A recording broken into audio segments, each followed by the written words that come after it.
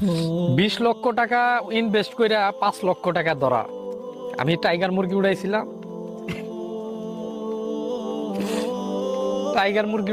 6,000 tiger মুরগি, 6,000 tiger মুরগি উড়াইয়া আজকে 5 লক্ষ টাকার মতন ধরা খাইছি।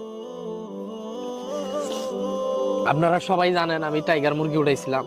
আমি 2 দিন আগেও একটা ভিডিও আপলোড করছি। আর সেই টাইগার মুরগি আজকে বিক্রি করলাম। আজকে ওই টাইগার মুরগি বিক্রি করে 5 লক্ষ টাকা ধরা গেলাম। আমি টোটালে আমি এখানে হিসাবের খাতাটাও নিয়ে আইছি। আমি হিসাব করলাম আজকে মুরগিগুলা সেল করলাম, টাইগার মুরগি।